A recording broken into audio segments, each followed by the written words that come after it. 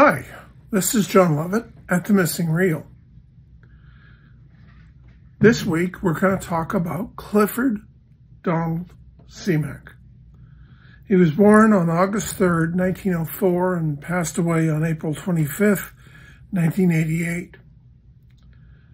He was a science fiction writer, and he won 3 Hugo Awards and 1 Nebula Award.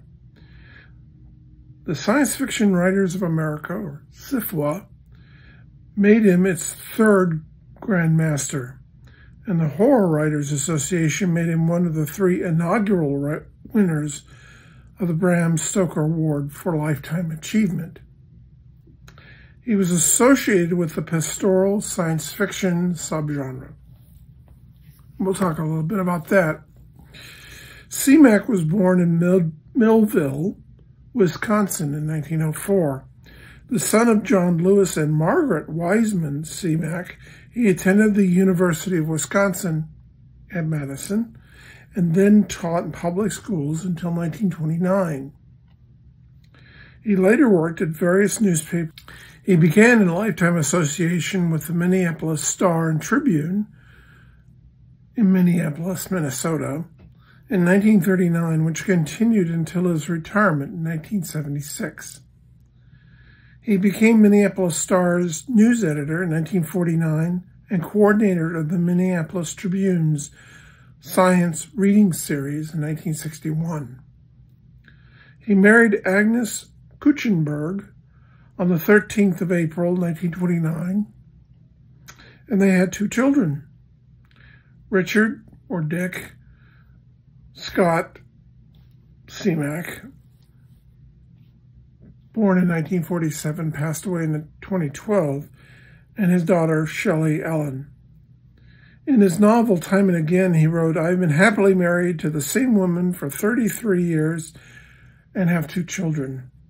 My favorite recreation is fishing, in a lazy way, lying in a boat and letting them come to me.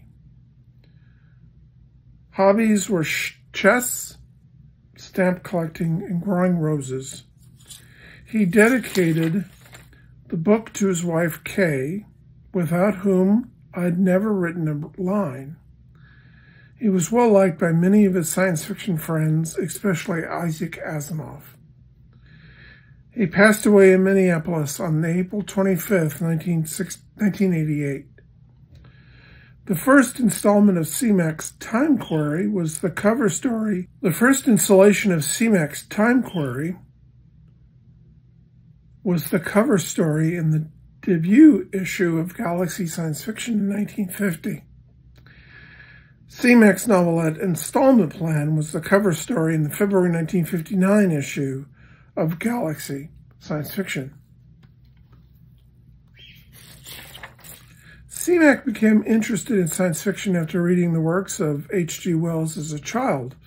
His first contribution to the literature was The World of the Red Sun, published by Hugo Gernsback in the December 1931 issue of Wonder Stories, with one opening illustration by Fred Harpal. Yet his only science fiction publication between 1932 and 1938 was The Creator, published in Marvel, with a story with religious implications, which was considered rare in the publication of that genre. Once John W. Campbell, at the helm of Astounding from October 1937, began redefining the field, Simak was a regular contributor. At first, once John W. Campbell, at the helm of Astounding from October 1937, began redefining the field, Simak was a regular contributor. At first, as in the 1939 serial novel Cosmic Engineers, he wrote in the tradition of the earlier super science subgenre that writers such as E. Doc Smith had perfected, but soon developed his own style, which was usually described as gentle and pastoral. During this period, Simak also published a number of war and Western stories in pulp magazines. City, a fix-up novel from this period based on short stories with a common theme of mankind's eventual exodus from Earth, won the International Fantasy Award.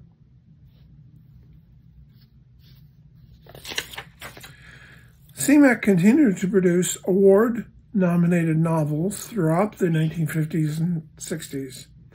Aided by a friend, he continued writing and publishing science fiction and later fantasy into his 80s.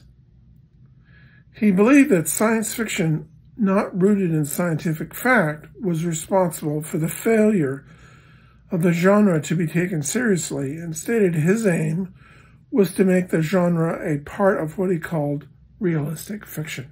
Simak's stories often have a rural setting, which led to his style being described as pastoral.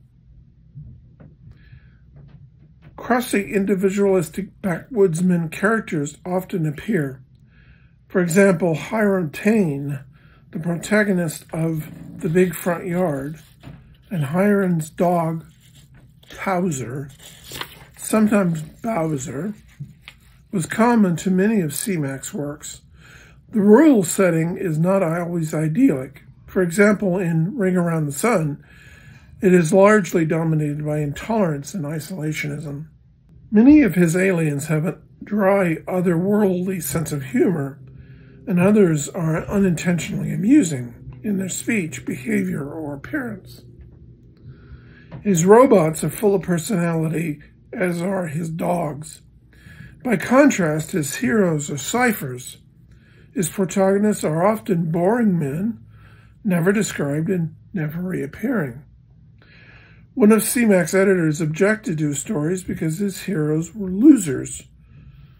But Simak's reply was, "I like losers." Many of Simak's storylines include a quest. Characters set out alone and acquire companions, often unlike matches, along the way. On the jury, some fall by the wayside, and of these, some are reunited with the group, whilst others are never heard from again. Simak's stories often say there is no past time for a time travel to go to. The world moves along a stream of time, and to move to a different place in time is to move to a different world. Thus, in City, the Earth is overrun by ants, but the intelligent dogs and remaining humans escape to other worlds in that same time stream. In Ring Around the Sun, the persecuted paranormals escape to other Earths, which, if they could all be seen at once, would be at different stages of their orbit around the sun, hence the title.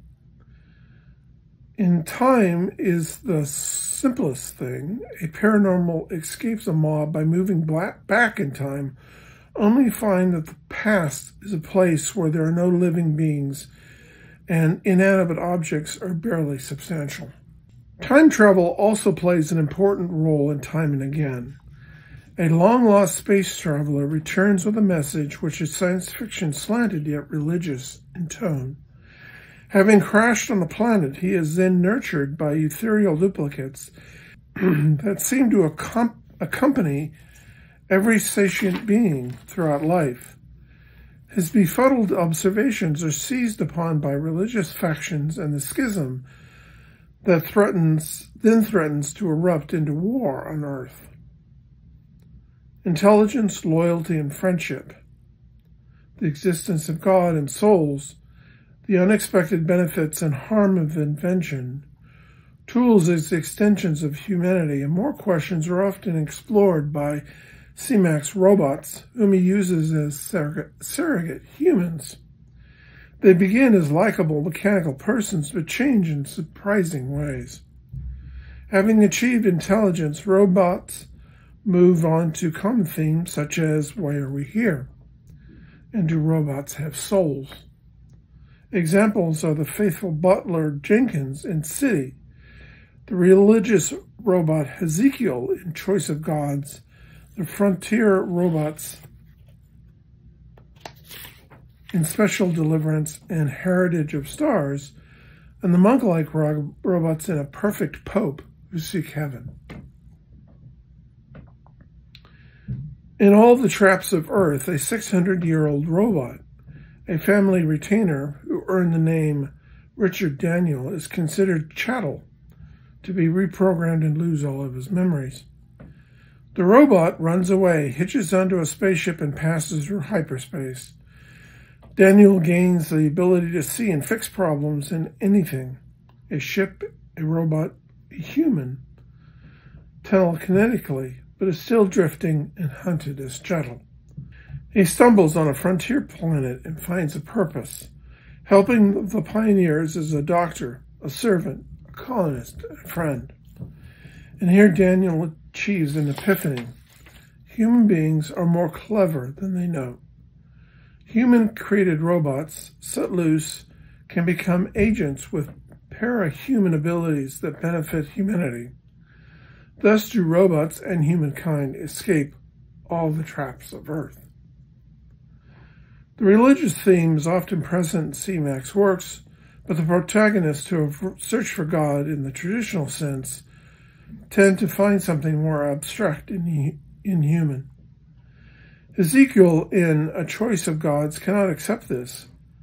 God must be forever a kindly old human gentleman with a long, white, flowing beard.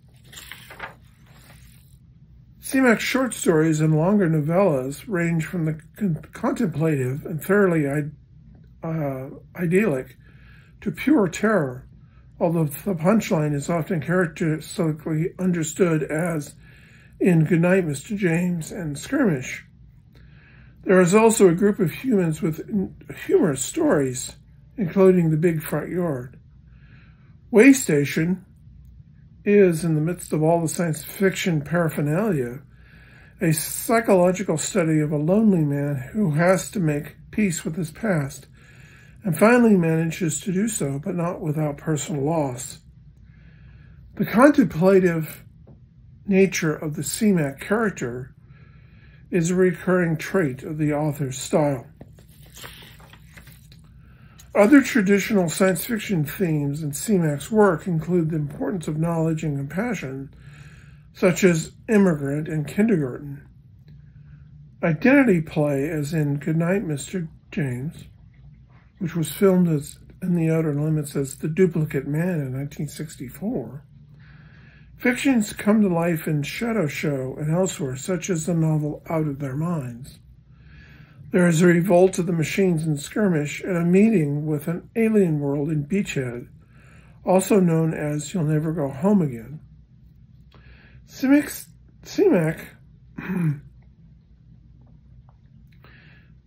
sometimes wrote stories close to his profession as a writer. For example, in the novelette So Bright the Vision, he portrayed artificial intelligence writing software similar to ChatGPT, but focusing on a social, psychological issues. Finally, Simak throws in many science fictional fill-ups that remain unexplained. Simak's characters encounter alien creatures and concepts they simply cannot understand and never will. For example, in Special Deliverance, the humans are stalked by the Whaler, which turns out to be a huge wolf-like creature that bellows an infinitely sad howl, but it's never explained why. Why it's sad, why it's there, why it follows humans around. Simak sums up his life's work in the foreword to his collection Skirmish. After explaining what themes he avoids: no large-scale alien invasions, no space wars, no empire sagas, he states, "Overall, I have written in a quiet manner. There is little violence in my work. My focus has been on people, not on events. More often than not, I have struck a hopeful note. I have, on occasions, tried to speak out for decency and compassion. for understanding not only in the human but in the cosmic sense. I have tried at times to place humans in perspective against the vastness of universal time and space. I have been concerned where we as a race may be going and what our purpose in the universal scheme, if we have a purpose. In general, I believe we do.